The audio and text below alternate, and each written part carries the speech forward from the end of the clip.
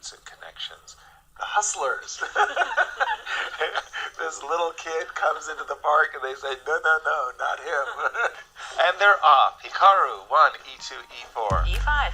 We Let's missing go. Petrov? No, bishop opening. to avoid the Petrov of knight F6. Okay, because Hikaru has developed this knight to Otherwise, that knight is doing nothing on the edge of the board. C6. C6. Slow playing it for a single move.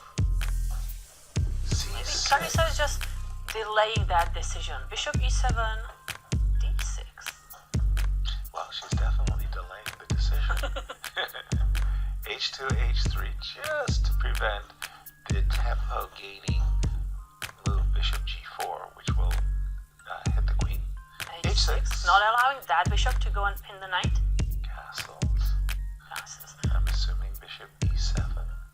So Hikaru's idea is he wants Carissa to take the bishop, so then the D file opens, and he can put pressure on that D6 pawn. Whoa, Whoa. Carissa says, I don't know what you're doing, but your king is on the king side. You've declared your address. I'm going to go after His Majesty.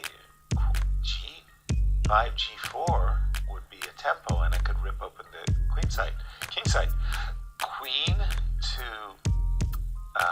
E3, sidestepping. Yep. G4, we can block it with H4. Well, yeah, but G4, H4. Okay, that is a pawn that's kind of sitting out there all by himself. Ooh, H5. H5. Carissa's not backing down. She's saying, what I want to do is I want to play H4 and maybe G4. She's not backing down at all. Okay, Hikaru, what's your bishop He's gonna opening? capture the pawn on G5. That pawn is up for grabs. Except H3 would be hanging. Queen takes G5. Bishop takes H3. G takes H3. Oops. Rook G1. Gotcha there. The question is, after you capture on H3, I can go knight to G3. Okay, Hikaru just dropping back the bishop. I don't know if he was fearful of a D5.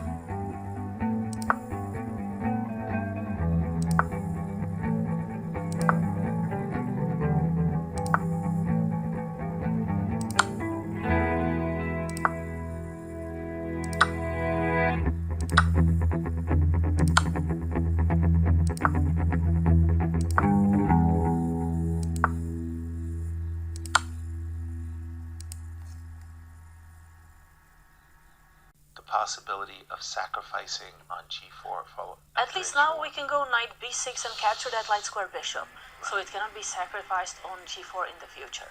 Right. Queen c3. Hikaru says, no necessity, I'm not panicking quite yet. Maybe in a very short moment, knight to b6. Okay, is it time? Do we like doubling? I like doubling rooks. I like just looking at takes and d5 ideas of Also, idea could be hiding the bishop somewhere, but first doubling the rooks. That looks good. You take, I take. Now when you take the bishop, I have to recapture with knight to make sure I'm guarding that pawn on e5. Right, knight takes, agreed. You give me one tempo, now I play h4. Well, I was about to say there is rook a5. Rook a5 to target this pawn on e5. I'm probably going to play knight to d7. e4. Hikaru's trying to get his attack going. What is queen f6? Not quite sure. I was sure Carissa was going to go f6, intending queen g7 and a future sacrifice. Knight d6, so targeting that bishop, but no longer putting pressure on Clock it. times. Carissa 13 seconds, Hikaru 44 seconds. That's a significant disadvantage, I want to say, on the clock. Especially when playing Hikaru, who is extremely fast. He is. The good news for Hikaru's fans is this knight on f5 is a great blockader. In fact, to avoid bishop takes f5, Hikaru just gumming things up on the queen side. I think Hikaru's done very, very well. He stopped Carissa's attack for the time being. And now it's White who is pushing the pawns and opening files. What is this? Did Hikaru... He just cleared the square on d5 and the knight is coming to c7 to b6. That looks really good. Suddenly, this attack looks very, very dangerous. Queen check?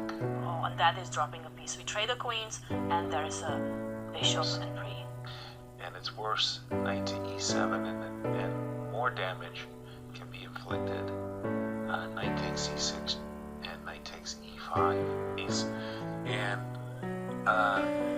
Nice finish. I'm going to quickly go to the game of Alice Lee versus Wesley So. This is our board number 2. Alice Lee, just fresh off a fantastic victory in the American Cup.